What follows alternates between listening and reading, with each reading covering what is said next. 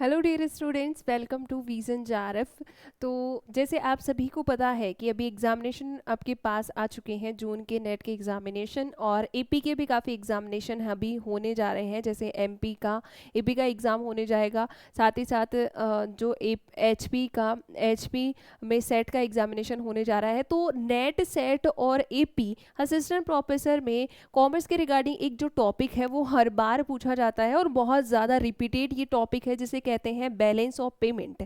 Balance of payment का अर्थ क्या होता है?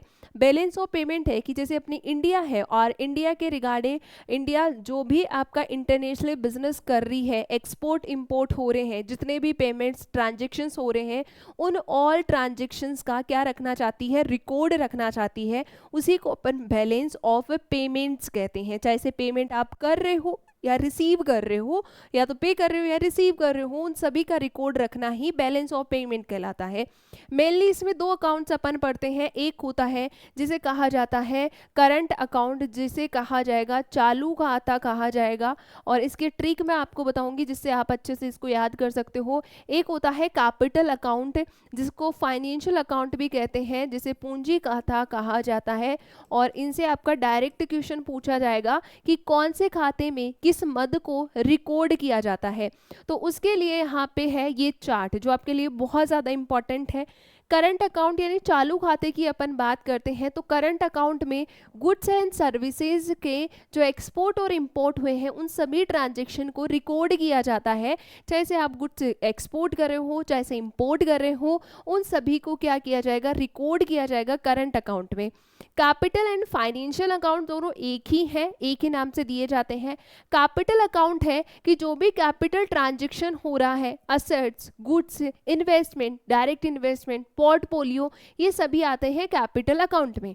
थर्ड, एक आपका पूछा जाता है balance of trade. Balance of trade की अगर अपन बात करते हैं तो बैलेंस ऑफ ट्रेड होता है जहां पे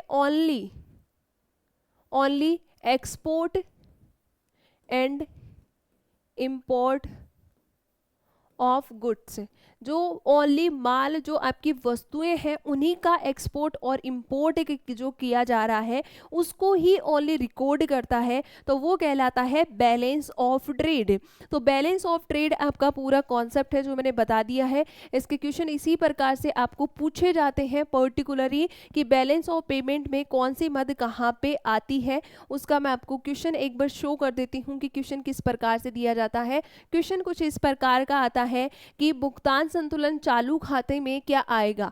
चालू खाते में क्या आता है? पूंजी खाते में क्या आता है? बैलेंस ऑफ ट्रेड में क्या आता है? तो इसी प्रकार से ये आपका कॉन्सेप्ट है। बाकी और कॉन्सेप्ट ऐसे ही जानने के लिए subscribe to vision JRF YouTube channel, और इसका जो क्वेश्चन रहेगा, आंसर रहेगा, वो आप मुझे होमवर्क आंसर करके बताएंगे SW के लिए। बाकी आज के लिए इतना ही रखेंगे। ये छोटी सी आपके लिए इन्फॉर्मेशन लगी, अच्छे अगर लगी है तो सब्सक्राइब कर दो विजन JRF यूट्यूब चैनल को और शेयर कर दो इन्फॉर्मेशन को बाकी अपने साथियों के साथ भी। Thank you so much, have a nice day, take care, bye bye.